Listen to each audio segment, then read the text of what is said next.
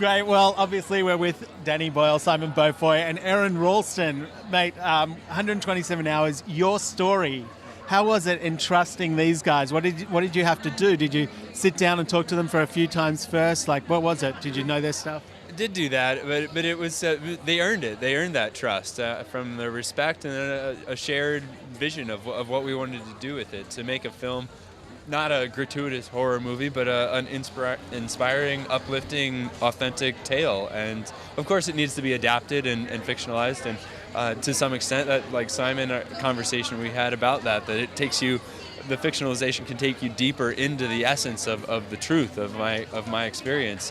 And that's what they did. They delivered my experience to us for everyone to go through, to live and to feel that joy, the uplift of being alive in the end.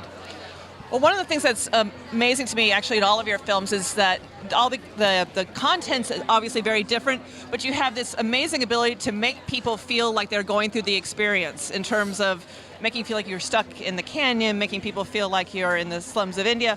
It's like, was that what attracted you to this project? Was that kind of that visceral element? Yeah, I don't really like it being objective. You know, I know people trust things being objective. And I said, in fact, the first time I met Aron, I said, I don't want to make it as a documentary. I think it'd make a wonderful documentary, but that's not what I'll do for it. What I'll do, and it's the perfect story for it, is to try, with Simon's help, is to try and make people feel that they're there as well and they're going through the experience as well. And my take on it was always, that's the only way you'll ever be able to tolerate watching what he had to do to get out of there. If you are kind of going through it yourself in a way and saying, we've got to do it. So you become Aron in a way, you know, in some kind of way. And people do get it like that, you know, if they, people do kind of have that feeling, and you get the reward you get from it. Like the reward Aron's got is just beyond compare. You get life given back again. And of course, some people had it a little too much. We had to have people reacting in the theaters, you know. But in the nicest possible way. They weren't critical of the film. They'd all wake up afterwards and say, "Oh, good film, enjoyed that very much," up until the point where let's stop watching it. I think there's actually a very distinct difference about the people. They weren't fainting during the actual amputation. That it's actually the moments of the release. That it was the liberation. That's when people go down. That it's like almost that, and that was what it was for me. That it was the euphoria of that freedom of having my life again, and because you've gone through the depth of this increasing hell, and then to be given life again, that can be too much for. Yeah.